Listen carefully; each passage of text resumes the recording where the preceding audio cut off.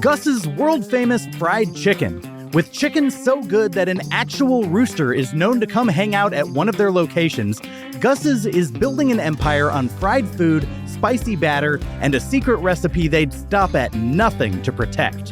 What started as backdoor chicken sandwiches in the segregated South in the 1950s has grown to 40 locations nationwide. You can find Gus's world-famous fried chicken restaurants in 13 different states. And while it has certainly become famous after features in GQ and the Food Network, the world-famous moniker has been in the name just as long as Gus's has, which is certainly a bold choice. The OG at manifesting. And it's not just the chicken that's famous. It's the weird, quirky stuff that comes with it. No other chain is using a hearse in their advertising. But perhaps the craziest part of the Gus's story? A superfan who would regularly drive 40 miles to eat at the original location eventually became the owner of the company. This week on the show, I'll squirt my chicken juices of knowledge into your succulent white or dark meat of curiosity so that you too may become an expert about Gus's world-famous fried chicken. Then we'll turn our attention to Yelp to see what the populace is saying about the Gus's we went to. Stay tuned. This is the Fine Dining Podcast. Your table is ready, take a seat. The flavor of the day is mediocrity. Wouldn't you like to try a bite? Guarantee it'll be the perfect bite. Fine dining, better than you thought, worse than you hoped. Fine dining, we don't treat mediocre as a joke. Ranking every single place we've been, compare it to the perfect 5 out of 10. The person who owns it now, they're the owners of all the Gus's. Yeah. Oh man, that's impressive. And they started as a super fan. They started as a fan. Can you imagine that? Like, you love the Chicago Bulls. Now you own the Chicago Bulls or whatever your thing is. That'd be impressive. Hello, and welcome to the Fine Dining Podcast, the quest to compare all restaurants to Chili's.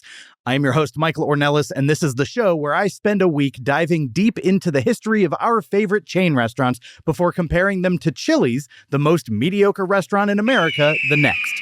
This week, we will be telling you all about Gus's world-famous fried chicken, a fried chicken chain out of Mason, Tennessee, whose start began a full generation before it was even Gus's. Joining me today is a man who's a truly wonderful improviser that I've been watching perform at Upright Citizens Brigade Theater for over 12 years. He was my teacher in the most recent improv class I took, and he's honestly just a light in this world. Most recently, you can see him on NBC's St. Denis Medical. It's Dave Theune. Hey, everybody. Thanks for having me. How's it going, Dave? It's going well. It's going well. I can't wait to talk about this today. How used to recording a podcast immediately after eating a large meal are you? This is brand new territory for me. It is unadvisable, and I do it so often. So yes, I just want to lay down. Just want to lay down. Well, unfortunately, I am the obstacle between you and rest. Dave, before I go into the history, the story of Gus's and how it got here, I presented you with a few options of places that you could select for us to eat today. Yeah. Once Gus was said, you were like, that's the one. Yes. You hadn't tried it before. So usually I ask my guests to tell me about their history with the chain of the week. What was it about Gus's that stood out to you? My history with the chain of the week is that I'd only seen one, and that was, I believe it's on Wilton, if you live in Los Angeles, as a local reference. And I'll be driving south, and I would pass a Gus's. I thought that was the only one. And I drove by for years. I thought that's the only one, and it looks great. It's like the neighborhood that it's in it's not ideal, but this was kind of this kind of bright spot. I was like, man, I bet that's really good. Oh, I want to try that local spot. But just never did. And then when someone told me it was a chain, I was definitely surprised. So when this was on the table, definitely jumped at it. I was excited. Yeah. And my history with Gus's is I went there pretty soon after they opened, and I was like, this is very solid.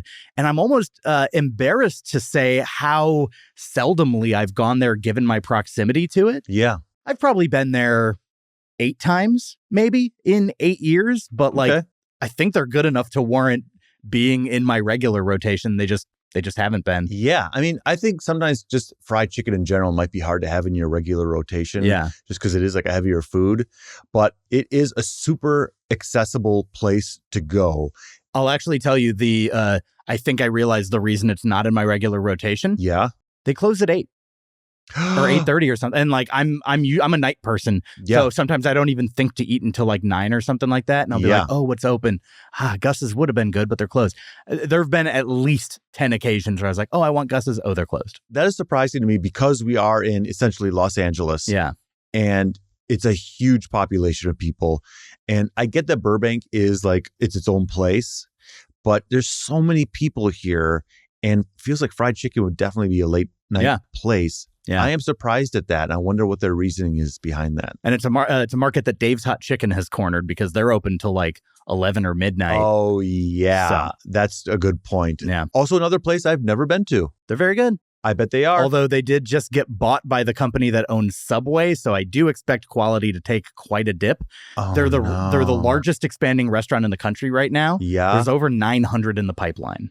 Oh my gosh. From a place that started in 2019. 6 years ago, started in a parking lot out here, and now over 900 are on the way. Whoever started this, Dave and 3 other friends, which honestly, kind of funny that he's like, I got dibs on the name. I know. I wonder what they think about that. I wonder if they're just like, I guess so. No, now they're furious. They're also probably super rich now. And that's, I mean, what a meteoric rise that is. Yeah. Do you think Gus's would like to take a similar path? I think not. And we'll get, honestly, now's a great time to segue into it. Yes. But they are much more protective. Good. So, yeah. And also 40 restaurants is like nothing to shake a stick at. And it's like a very good number. I love it when it's just like, nope, this is my thing and I'm proud of it. And I have a certain amount of locations and that's as many as I want to handle. Yes. And we'll hear all about Gus's expansion in that way as we jump into this week's Eat Deets.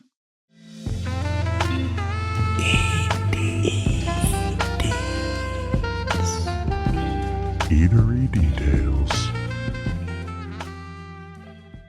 In 1953, Napoleon Vanderbilt and his wife Maggie started selling fried chicken sandwiches from the back door of their small tavern in Mason, Tennessee.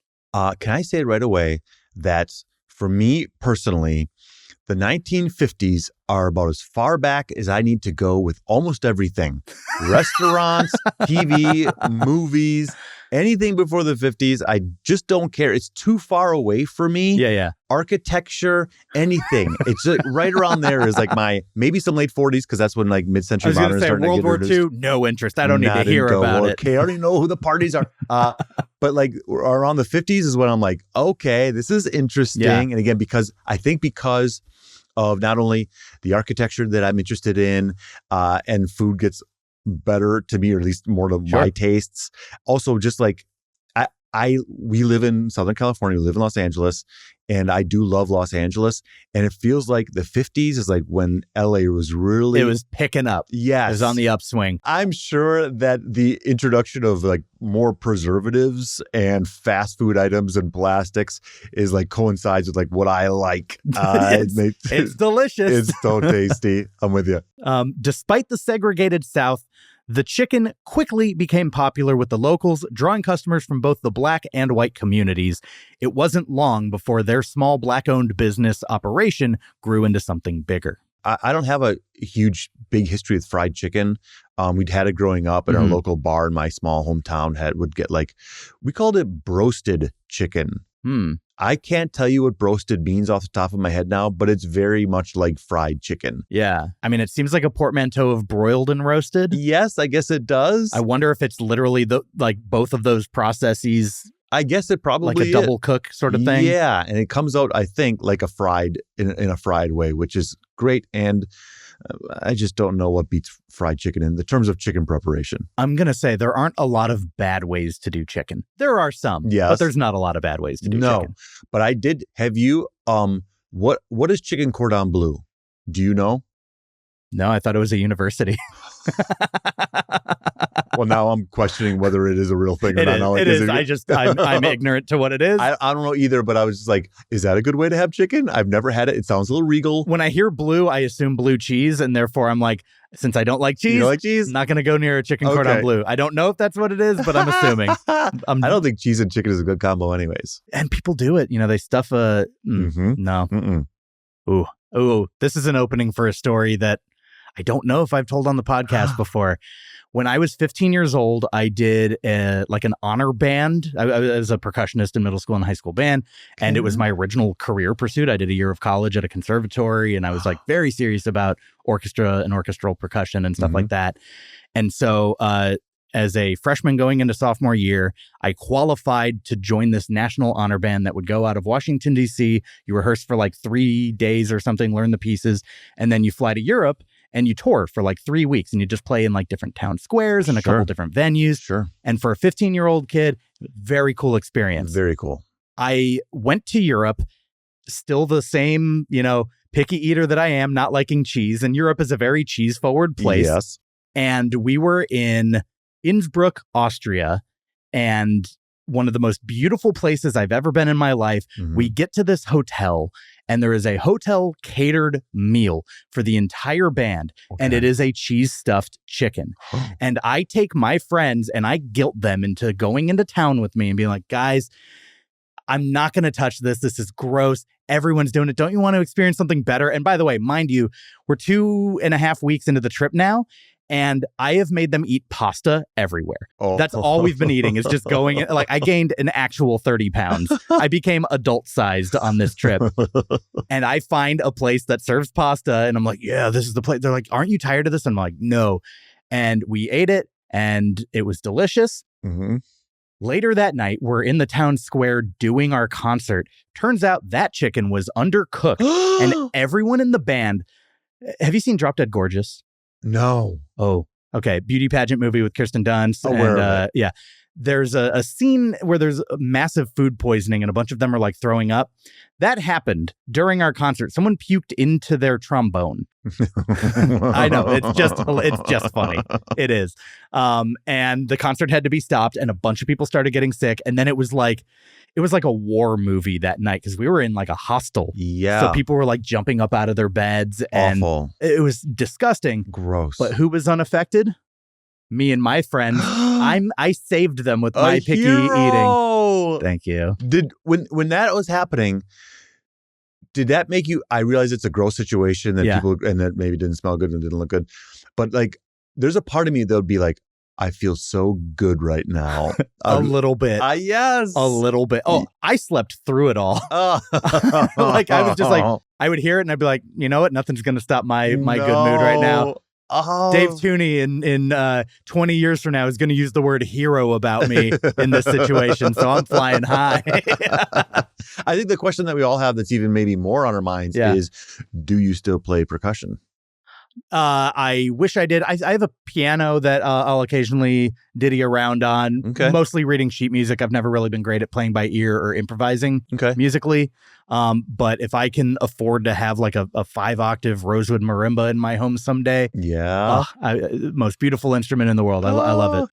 In 1973, with growing demand, Na and Maggie opened their first official restaurant, Maggie's Short Orders, in Mason. The community pitched in to help make it happen, and soon enough, the spot became known for some of the best fried chicken in the area. Oh, man. To be known in the South as having some of the best fried chicken in the area, it feels like it's got to be so good. Right. That would be like being known in LA for being the best actor. You know? They should do that in LA. I mean, I guess you could just call the Oscars. The Oscars, yeah. But they should just have a little bit more of a local specific, best actor in LA competition. I mean, it wouldn't attract any of the Oscar actors. It would attract a way lower level. But I do think about that. But then it's they don't get the title. Denzel, you didn't enter the best actor in LA contest. I did. So, Anyways, I hope there's an LA acting competition at some point. I would love it. I love it. In 1984, after the passing of his parents, Gus Bonner took over the family business and renamed it Gus's world-famous hot and spicy fried chicken. Gus made sure to keep the signature spicy recipe alive, but his bold decision to call it world famous was just the start of a big journey ahead. He literally took it over and called it Gus's Chicken, which bold already. Bold, just naming it right after yourself. Like, this is your parents' thing. It's not like an homage to your parents. I mean, you kept the recipe, sure, but like I'm naming it after me. I'm taking credit and I'm saying it's famous. That is such a, I'm sure plenty of places do it, but that is such an LA thing. And it's not, he didn't start it here, but it is here. It's such an LA thing to call whatever your restaurant is world famous. I would also say it's like of that generation. Yes. Like 50s through 80s. Yes. I feel like the marketing was all about like, this is the best thing. Yes. That like, yeah. And you'll like, never need another, yes. And that's plunger. When whatever. This is the best plunger. You only need one. And it feels like in the world, even though that's still like, if something is the best in the world now, it's like, holy cow. But I feel like back then when we didn't have the internet and the world was a more mysterious place, to be named like the best in the world, like I can't even wrap my mind around that. And you're right. That does feel like such a thing of its time. And by the way, no one had any way to like cross-reference. None. Like you can't Google like, okay, well, based on what credentials are you the best? No. Who nothing. gave you this title? No. Yes. And you're right. There's no way to cross-check that. And there was not even like, they weren't even having a bunch of big competitions worldwide. It was just like local. This is a reputable place. Yeah. In the late 1990s, Wendy McCrory, a Memphis native, fell in love with Gus's Chicken and would regularly drive 40 miles to Mason to bring friends and family. Her passion for the food led her to start working at the original location, where she learned the ropes and built a close relationship with the Bonner family. Something feels weird about that. I do agree. Yeah. It is a little weird to just, but like, I don't know, at the same time, you got to admire it. Yes. Like, I love this place so much. I have places where if someone came to town to visit me, even if it's far, I'm like, but you've got to try it.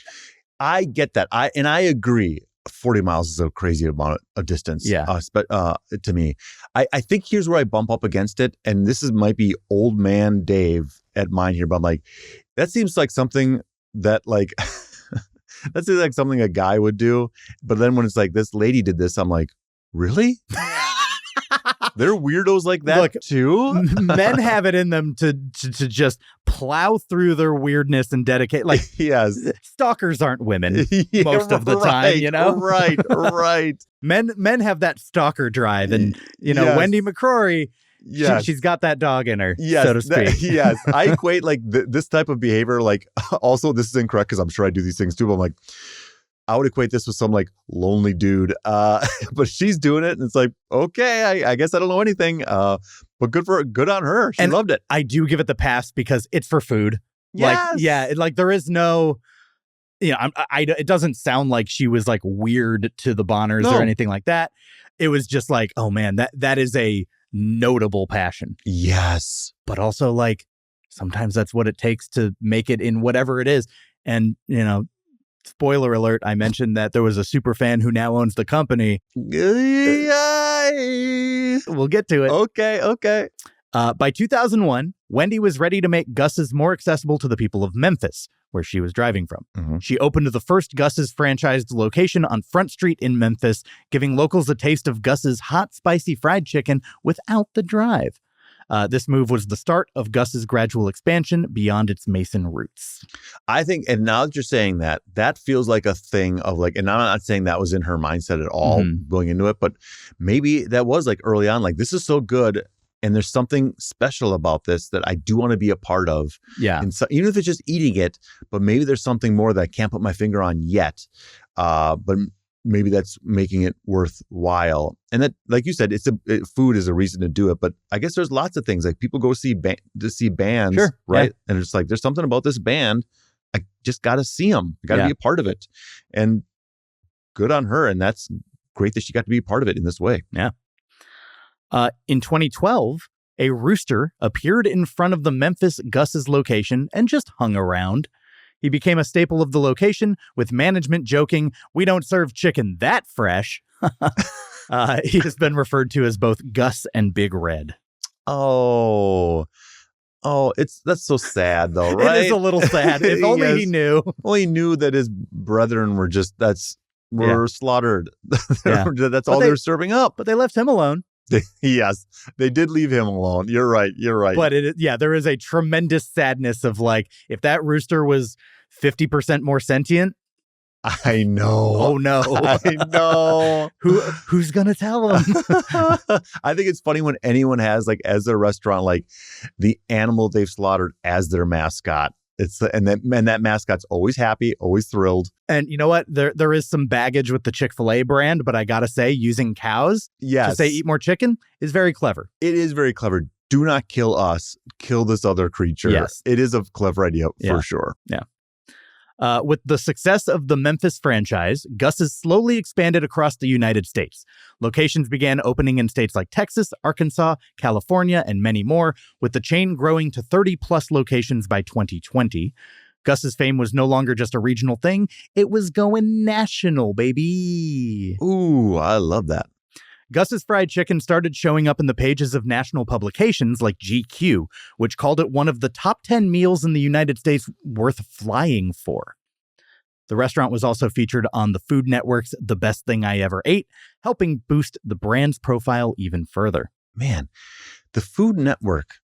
I wonder how many restaurants are out there that have just like, a considerable amount of Food Network.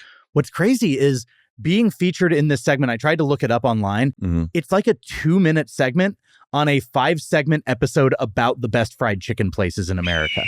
So it's like they got 2 minutes or something like that. Right. And that was enough for them to like, it's in their Wikipedia. When you look them up, it's like we were mentioned in this thing.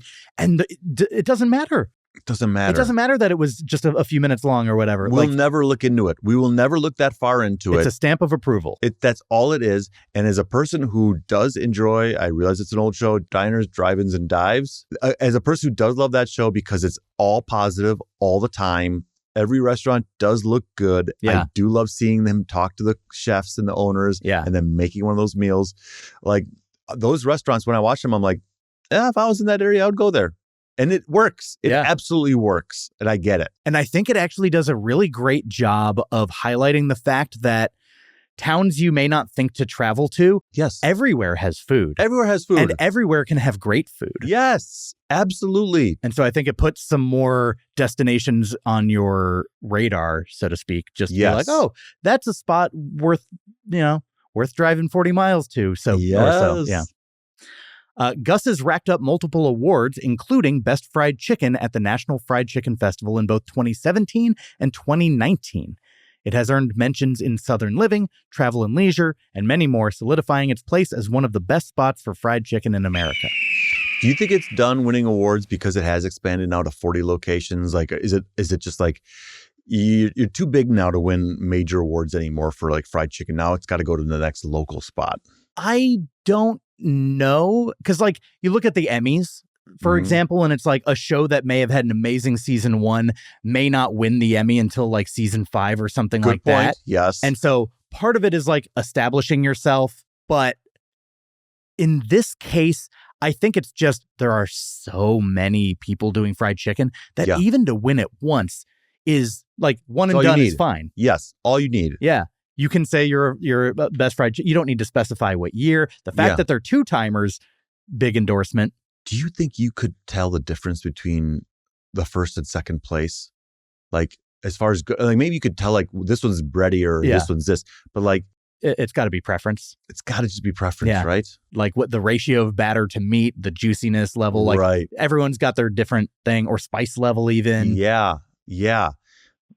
It also feels like every time they have it down to not a science, but not that far from it. But like you're deep frying chicken. Like I get that you can get really good at it, but it's still just like the frying is doing what it's doing. Like you don't have all that much control over it. It's the specific like type of oil they use. I think it's like a maintenance on the like, you know, certain people change their oil certain amounts or whatever. Yep, you're right. But the thing about Gus's specifically is their batter recipe. Mm-hmm.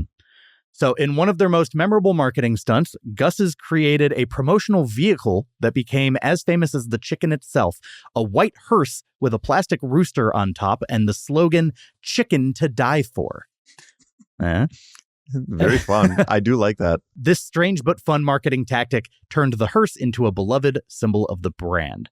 I didn't see a hearse in the parking lot here. They don't all have them. The Memphis one for sure does. Okay.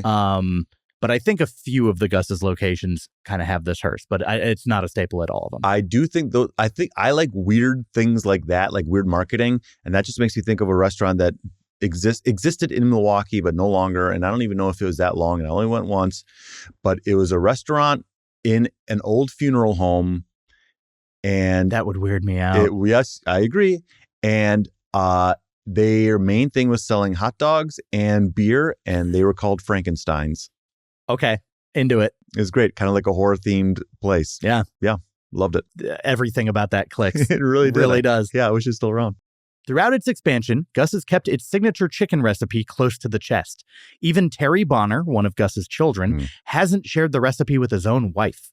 To quote Gus himself, "This is a dead man's recipe and I ain't telling." The family still oversees the preparation of the spice blend and batter, which is delivered to every franchise to maintain consistency across all locations. His wife simply does not care about this recipe, right? Because otherwise, that would be a point of contention, wouldn't it? Like, can you please tell me? Can you please tell me? Nope, not going to do it. I'd just be like, tell me. Yeah. I'm your wife. Yeah. Tell me what this recipe is. Yeah. Right? She just simply must not care about what it is. Because it's like, at that point, you can have it whenever. It's not like, I need to know so I can make it. You're in the family. They can provide the chicken. I don't know. Yes. I don't cook a lot myself. I do. I make a really good blueberry muffin, like baking wise.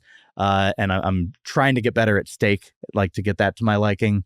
Okay. But like the idea of a recipe being precious, when you're selling it, I understand. I get it. But when it's like a personal family recipe, I would want to share like all over the place. Like, I would think so too, but wouldn't it be, I guess, wouldn't it be a little cool if people were like, you got to try Michael's steak. And it's like, and you just don't tell them what it is. And they're like, what is it? You're like, my secret recipe. It's people. And then it would be like exciting when you make it. Yeah, that is true. Yeah. I guess so. I don't know, but that puts the onus on me to then have to cook for people. Yeah, you're right. I would give it up immediately. Yeah.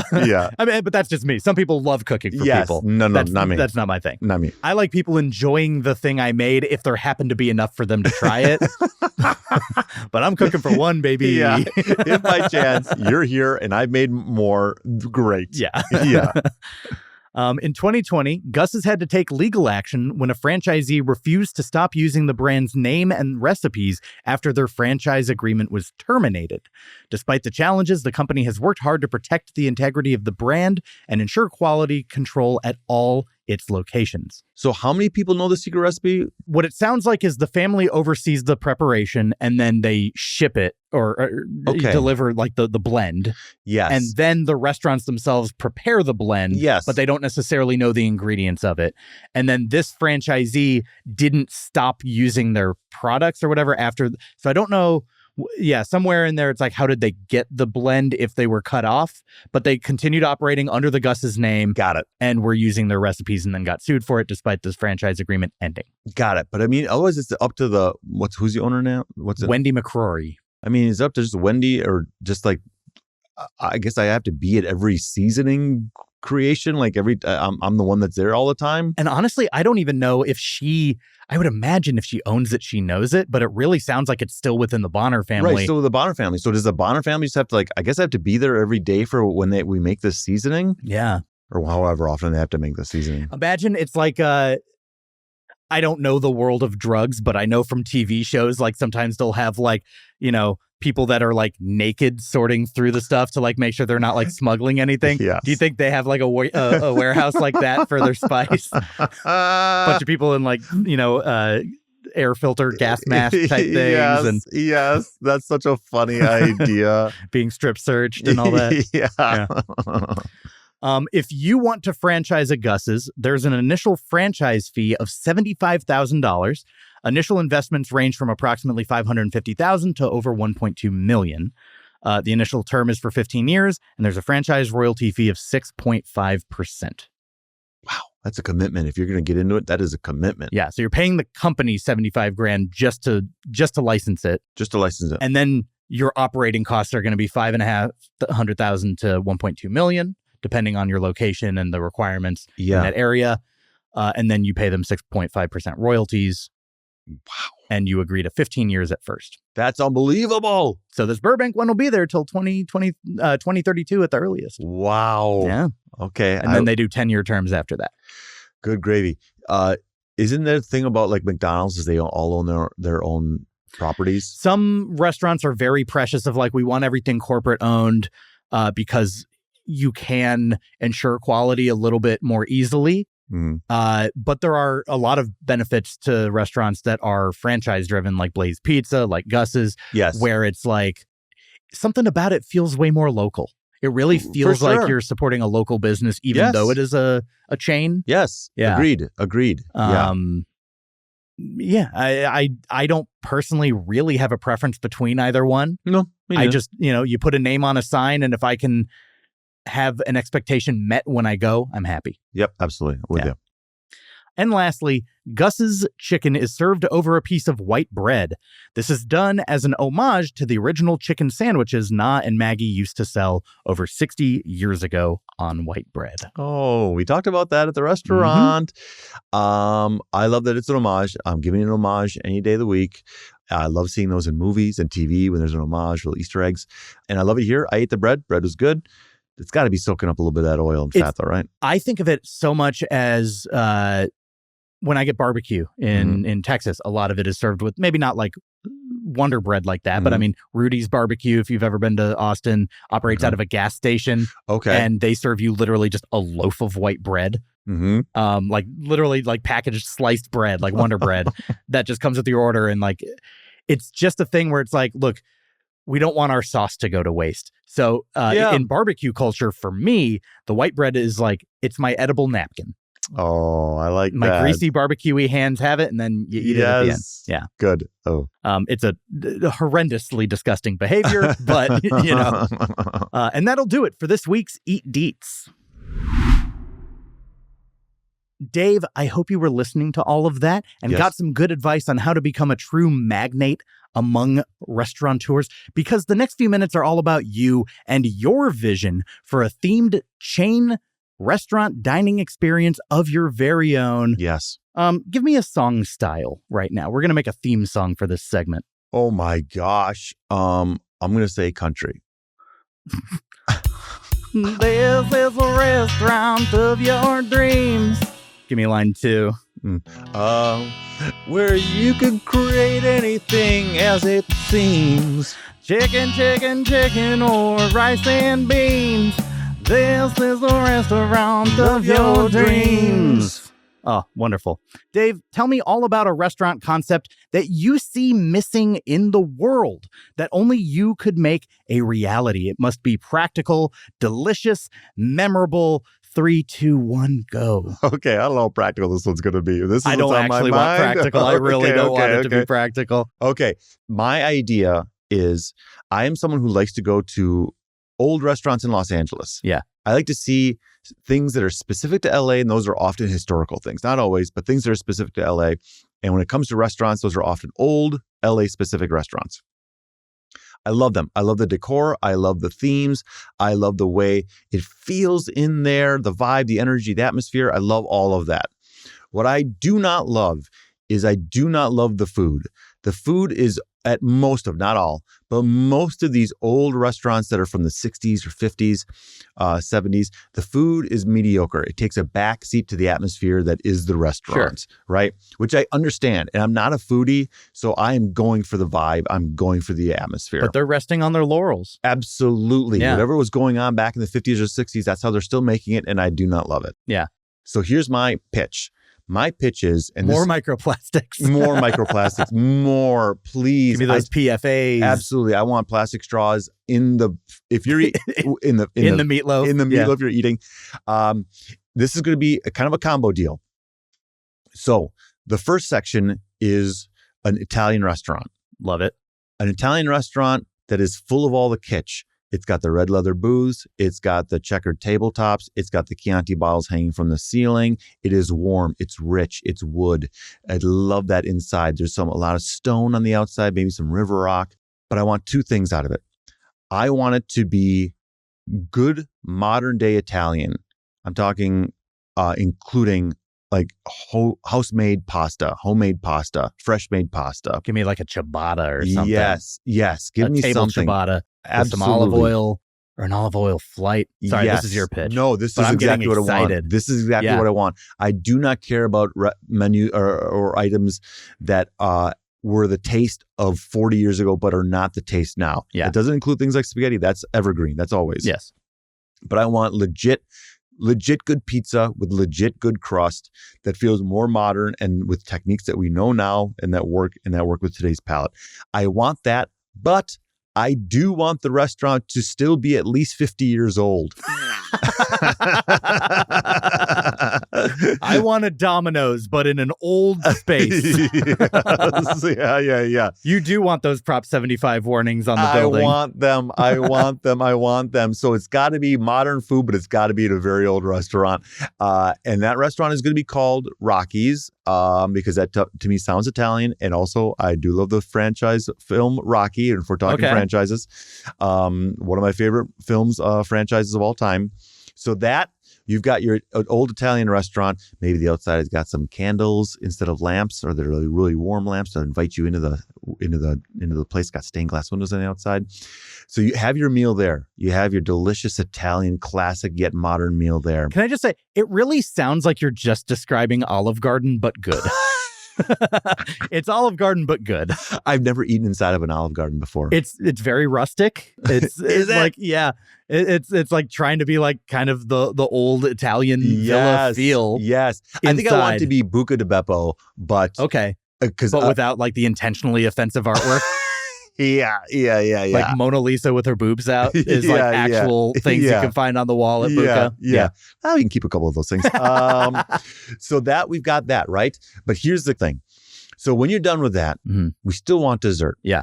And they've got great Italian desserts, of course. There's tons of great Italian desserts. They'll be wonderful. But sometimes you just need a change of pace, a change of atmosphere. You need a breath of fresh air just for a little bit. The food's kind of heavy. You need to kind of move a little bit. You got to walk around. That's when you leave Rocky's. You walk outside into that cool autumn air. It feels good. You get a little coolness to you. I love how you have control over the weather in this scenario. If you're in LA, you can only eat there like in November through March. Yeah. That's about it. So you get outside, that was so good. We had such a good time. You talk, you maybe take a little lap, you walk around just a little bit, but right next door.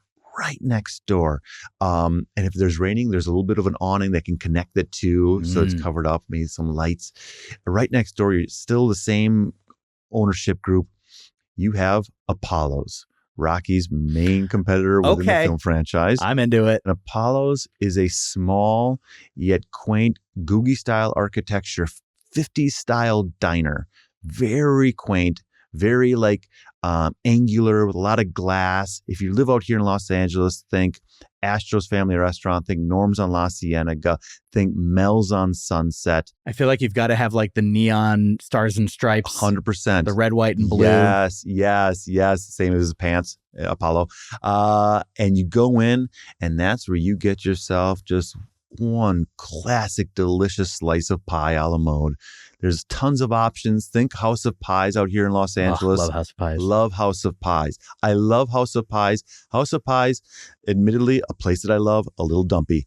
But I do love it.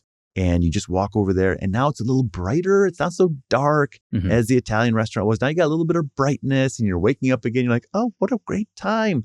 And you're mainly just there for the pie and the ice cream. It's a small place. Maybe it's nothing but diner, like the bar area. And maybe that's all you can sit at. And that's where you get your dessert. And you just had a nice little night at Rocky and Apollo's. I like it. And then you go next door and you get punched in the face by a Russian at a place called Ivan's. That's the wake up so that you can get home and don't fall asleep in the car. Like, hey, you're crashing from the sugar. Bah, bah, bah, bah. Yeah. Yeah. And then you end your night just like celebrating on top of a mountain, you know? Or at the top of the stairs. And yes. You're at the top of something. All right. You're at the top of the something. World. Absolutely. That's my dream scenario. Okay. One last time. Just that last line.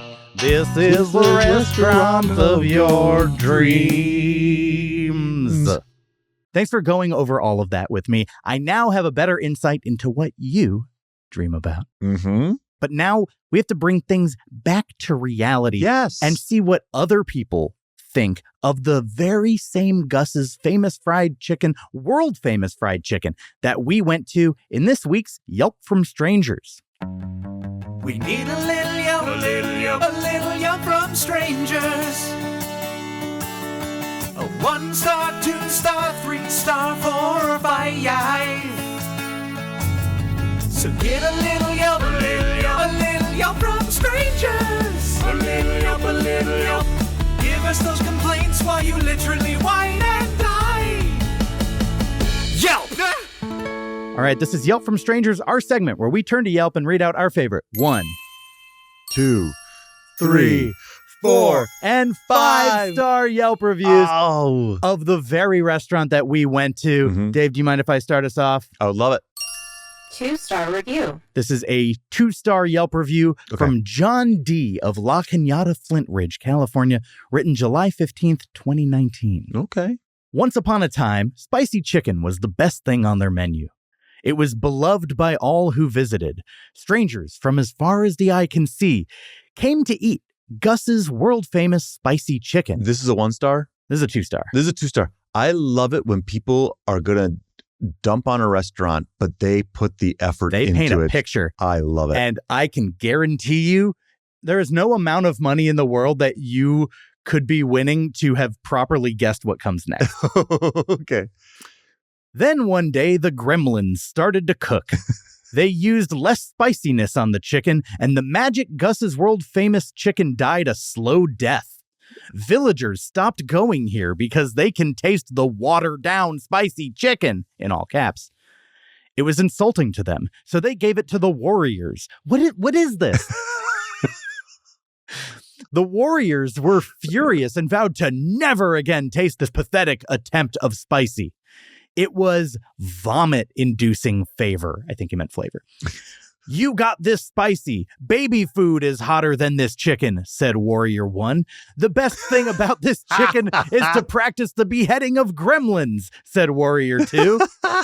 Ice water is spicier than this chicken. Let's vowed to never return to this place. The once mighty spicy chicken is now a hollow shell of itself, said Warrior 3. He's so creative until he gets to having to name the warriors.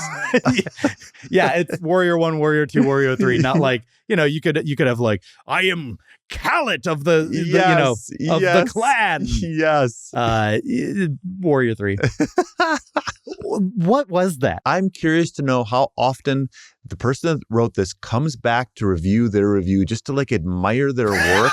They've printed it out. They framed it. Yes. Or if they ever get feedback on these reviews, like, hey, that was a really funny review.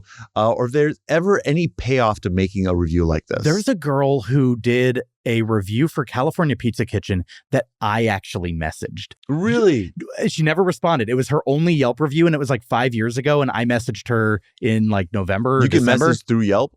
You can like, because you can like add, it's a social media, you can add friends. You're right, it is. And so I just sent a message basically saying like, hey, I loved this review and featured it in my podcast. As like a thing, like, hey, you should listen or whatever. Right. But she did a thing about like hitting the top reward tier at CPK and like painted this like vibrant picture of like, it's like the doors were opening and everyone was applauding and kind of like made a lot of parallels to like La La Land or something. Yeah. And it was a very fun review. Yes. And so I was like, oh, maybe people on Yelp, maybe I should pick more active Yelpers to tell them. But it's also like, I only want to tell someone if like I think their take is reasonable. Yeah. Because if I'm like roasting someone, I don't want to like be like, hey, do you want to hear this podcast where you're kind of the bad guy? Right. No, you don't want to do that. Yeah.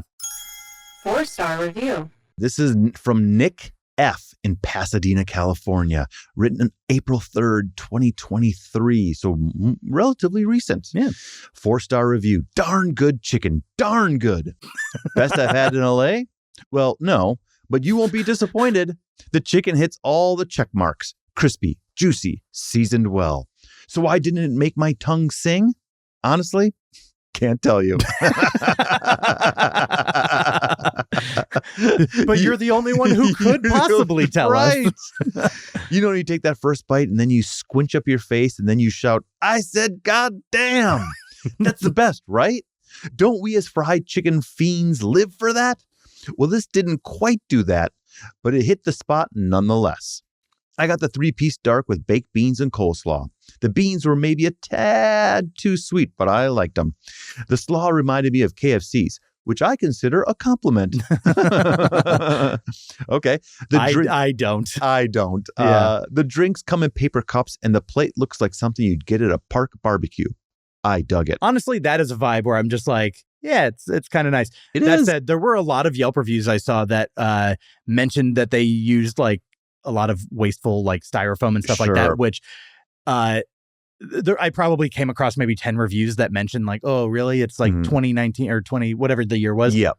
And the owner of the restaurant responded to them all in mass on the day that they were like, great news, we've switched. Oh, really? Yeah. But it was like 3 years later. So imagine you wrote a review in 2017 and someone messages you and be like, we fixed the thing. Oh my gosh. That's so funny. I got a kick out of that. Not sure I'll be back as there are just too many great options in this city. But if you're close by, it's worth trying.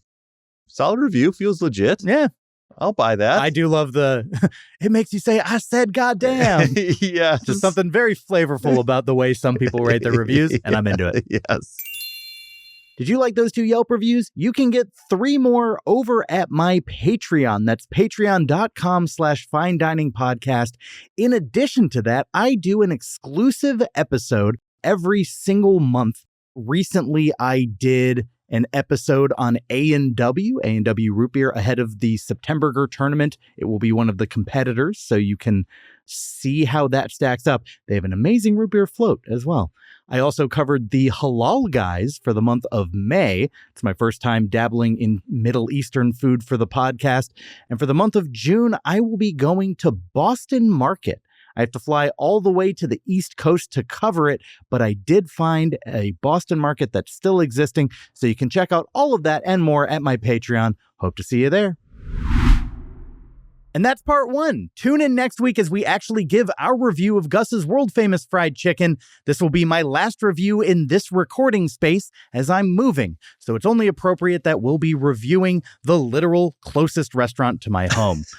That's next week. We'll go into everything that's good about it, not good about it, and all the other things that were just there. Until then, Dave, where can people get more of you online? You can check out my Instagram that I sometimes post to, and that is at DaveTheune.com. I was going to say that's not true. Just at Dave Theune. And then just check me out on, you can check out St. Denis Medical on NBC on Tuesday nights. I'll be in a bunch of those episodes. Awesome. And you can follow the show on Instagram, TikTok, and Blue Sky at Fine Dining Podcast. I have a Patreon if you want an exclusive restaurant episode every month. I put one out on the last day of each month, as well as the extended Yelp from Strangers segment. You get to hear all 5 of these Yelp reviews instead of just 2. So hop on over to the Patreon. And lastly, join my Discord server if you want to just come chat food and post pictures. Oh God, the Gus's is getting me. All right. Yeah, if you want to go to the Discord and just talk about food and chain restaurants and hear things way ahead of when it's actually coming out on the show. I openly discuss the restaurants that I'm going to that you may not see for like 3 months. So yeah, it's a fun spot. There's a link for that in the description of this episode or on my website. In the meantime, we're just going to be sitting here waiting on our table 1 week. Thanks for listening. Have a fine day.